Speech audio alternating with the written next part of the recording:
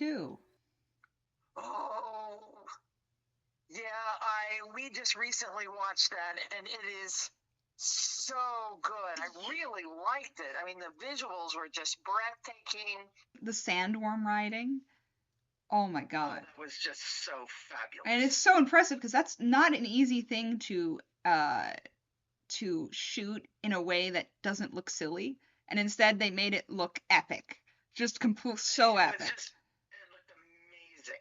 It was amazing because the choice to have him be reluctant to seize that religious fervor, what an amazing adaptational choice. Such a good choice. Because Paul isn't really a character in the book. He somehow lacks agency in his own story, and that choice just gave him so much more character. He knew what was coming if he went to the south and how it would progress, and he just tried to put that off for as long as possible. You know, then he was just resolved, okay, this is my path. It's so powerful. And how when he walks into the temple, he's just... Oh, yeah. You can just feel the weight of what he knows is coming. Yeah. Right? That is so well done. I mean, in the end, he is so fierce. Oh, yeah. Hats off to Timothy. Oh, yeah, he did great. And when he walked in, and all the Sardaukars in front of, I mean, they're all there, and the cojones, just walk in front of him, and what he says, almost in a whisper, it just radiates power. I love how they did that. Yeah. It was so palatable that the Emperor's daughter took a couple steps back. Like, holy shit. Yeah, they do a great job of making him feel feral and dangerous and both so in control and so out of control. The character change, the kind of rise and fall of him is beautiful because like he becoming into that role, but also kind of losing who he is at the same time is wonderful. I love the acting of that. It's especially impressive considering in the first movie, kind of he softens Paul a lot, makes him a little more almost timid and frail's the wrong word. Young boy, he's never really had to. That makes sense. No, I think it's a great choice. But my point is that he managed to play that arc so well. Like his romance with Chani, he feels like a teenage boy.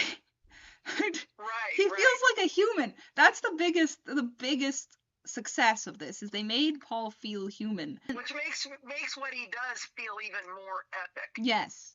That's something that I think was almost missing in the book. The book, he doesn't feel quite human from the get-go. Chani and Paul's relationship was it was so much better in the movie. They had a relationship. It was great. I really enjoyed that. I think they kind of played too hard into her being suspicious of him. I'd rather there be a point in time when she wasn't suspicious of him, like in the midpoint of the movie. More trust, right? Exactly. I feel like that you don't feel quite as much loss. You're this guy and you're in love with him and you're sleeping with him. There's got to be some trust there. No, it's clear that she trusted him at some point, but I would have preferred if she's suspicious of him and then trusts him and then loses that trust. I feel like that arc a little bit better. Yes. Be a little cleaner. Besides that, I thought that relationship really worked and gave Chani so much character. And Chani is basically a non-entity in the book. Right, but it made her sort of her strength. Yeah. Was palatable instead of the other movie they did. Oh yeah, in the 80s movie. Fainting. Oh Paul, whining. I actually believed they cared about each other. Also, I really want to say how much I love Stilgar. How his character arc. I hated. Absolutely. You didn't like I hated what they did with Stilgar. In fact, I'd argue that was the thing I hated the most. In my opinion, they should have gone with his original characterization because I think it leans into the themes of this movie more. Stilgar, had some religious beliefs, but he had a relationship with Paul as a person first.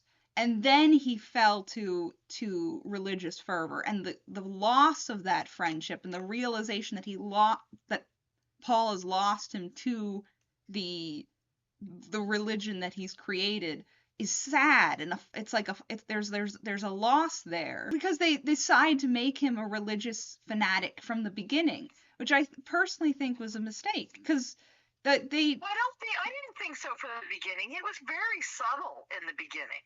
It was very subtle in the first movie. I disagree. I'm not talking about the first movie. I'm talking about the second movie. When they have the first movie is part of his arc. That's where you show him being, he's watchful, but he has his doubts.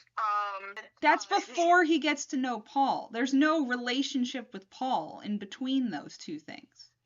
And well, they show a little bit him telling him how to ride the worm, No, yes, but at that point he's already believes in the religion. I mean, he's learned it his whole life. He's from the South. No. They're very fanatical. No, Mom, that's not what I mean. Him being religious is fine. Like him buying into Paul as the Messiah. Like there's that. I felt like that transition would have worked way better, but instead I think they started at him in that point at the beginning of this movie, and you don't get to see that change. And I feel like that does Stilgar a disservice because he was more nuanced on his approach to that. Their portrayal of the Harkonnens, I have so many mixed feelings about that. Like for the whole first movie, I was wondering, like, why are they going for this bald, pale aesthetic? Until I see that fight ring scene, and I'm like, oh, that's why this is all so that scene would work. Right. Which was an incredible like visual feast. Yeah, it was. But the Harkonnens, they were so villainous, so absurdly like laughably evil that people just randomly killing their subordinates does not intimidate me. They went to the Kylo Ren school of intimidation, which is throwing a fit. It's not a good school to go to, Mom. No, it's not a good school. It's not intimidating. It worked for some people, and I think it would be fine, except with what they did with Fade. I personally feel like that was character assassination. Fade was a cold cucumber in the book, and not a psychopath. And the decision to make him a psychopath would have worked if his entire family wasn't also a psychopath. So it just made him less interesting because it just made him like the rest of his family. No, he's just trying to fit in.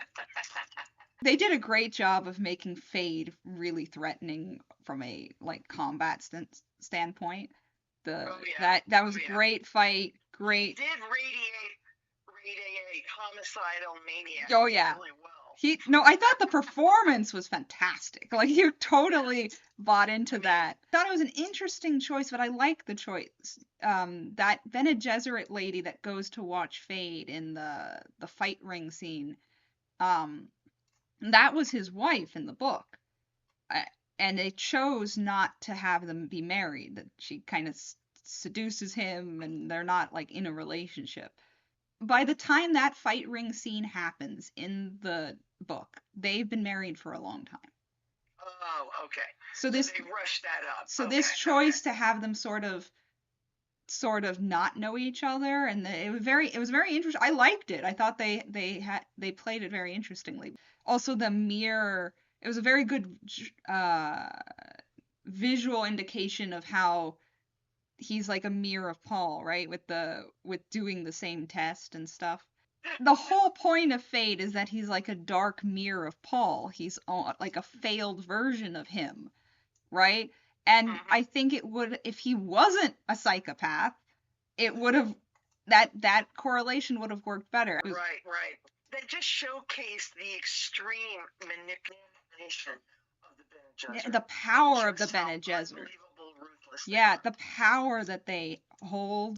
And it really showcased how ruthless the Bene Gesserit. Yeah. Because they couldn't be controlled, The Atreides had to be exterminated. Yep. I really enjoyed what they did with Alia, his unborn sister. That was amazing. Oh, yeah.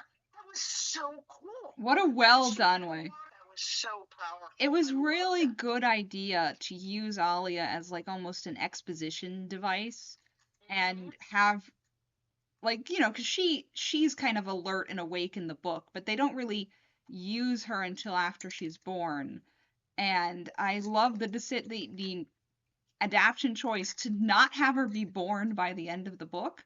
So like there's this great comedy that there's this fetus that's basically planning galactic domination. And well, I mean, also, her and her mom are a tag team, you know. well, yeah. I was so happy because my biggest gripe with the first movie was I felt that they really softened Jessica up a lot, and I didn't like that. I was very happy that I felt that she came across as a lot stronger, a lot more ruthless. I was very happy to see it. The great houses have refused to accept his ascension. That was an interesting choice. He knows what's coming. He knows. That was an interesting choice because the ending of the book was a little more final, in the sense that there wasn't like the great houses didn't go to war with him at the end of the book. So I feel like they're speeding up the timeline so that they can get to the holy war a little faster. Right. Which makes sense because they know they're going to make a third movie. That I'm very excited about because there are some wild things in the book that I'm curious to see how they choose to adapt them. Yeah, I really enjoyed it. I thought that it was a great movie. I personally liked it a lot better than the first one, although I'm told that other people have different opinions on that. Okay, honey. Well, I'm gonna let you go. All right. Love you bunches. Love you bunches.